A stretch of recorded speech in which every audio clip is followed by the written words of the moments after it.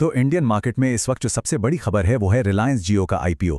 इसका इंतजार बहुत लंबे समय से हो रहा है और अब ऐसा लग रहा है कि ये आखिरकार सच होने वाला है। तो चलिए इस पूरी कहानी को समझते हैं और इसका विश्लेषण करते हैं। जी हाँ, हाल की रिपोर्ट्स ने ये लगभग कंफर्म कर दिया है कि मुकेश अंबानी की रिलायंस जियो एक ऐसी पेशकश की तैयारी कर रही है जो भारत का अब तक का सबसे बड़ा पब्लिक ऑफरिंग बन सकता है। मतलब ये 2026 का सबसे बड़ा मार्केट इवेंट होने वाला है, फॉर श्योर। ठीक है, तो चलिए अब इस आईपीओ के साइज को समझने के लिए जरा नंबर्स पर नजर डालते हैं जिनका हमने विश्लेषण किया है। और यकीन मानिए ये आंकड़े वाकई चौंकाने वाले हैं।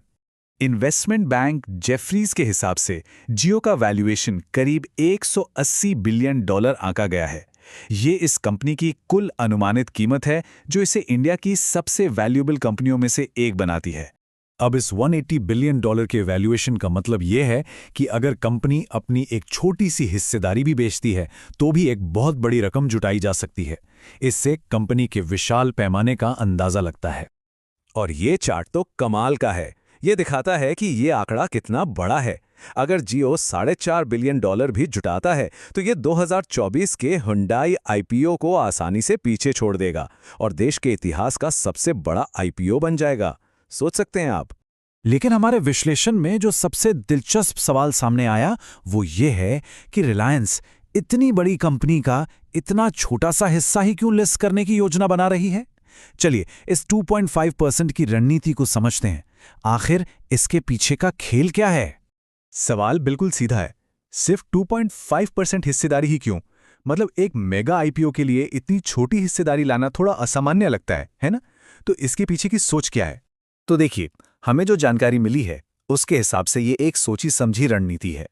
जब आप कम शेयर्स बाजार में लाते हैं तो एक प्राइसिंग टेंशन बनती है। मतलब खरीदने वाले ज्यादा होते हैं और शेयर्स कम, जिससे शेयरों के लिए सबसे अच्छी कीमत मिलने में मदद मिलती है। लेकिन ये पूरी स्ट्रैटेजी एक बहुत जरूरी चीज पर टिकी है। अभी सेबी का नियम कहता है कि बड़े आईपीओ के लिए कम से कम 5% हिस्सेदारी बेचना जरूरी है। तो रिलायंस असल में नियमों में एक बदलाव का इंतजार कर रही है जो इस लिमिट को घटाकर 2.5% कर देगा। अच्छा, तो ये तो हुई स्ट्रैटेजी की बात। अब जरा थोड़ा पीछे हटकर देखते हैं और उन मार्केट कंडीशंस और इतिहास का विश्लेषण करते हैं जो इस जियो आईपीओ के लिए सही टाइमिंग बना रहे हैं।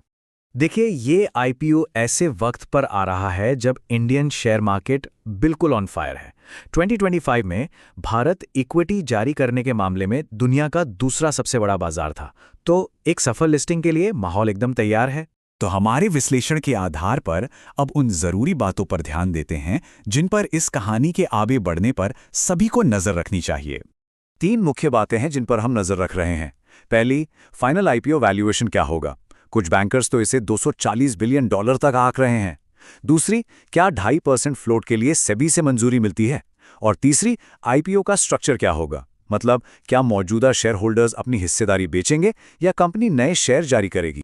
और आखिर में हम इस एक बड़े सवाल के साथ अपनी बात खत्म करते हैं। जिस पैमाने, रणनीति और बाजार की तेजी को हमने देखा है उसे देखते हुए क्या जियो आईपीओ भारतीय बाजार के सारे रिकॉर्ड्स तोड़ देगा? ये वो सवाल है जिसका जवाब हमें आने वाले महीनों में मिलेगा और हम यहां आपको हर अपडेट देने के लिए होंगे।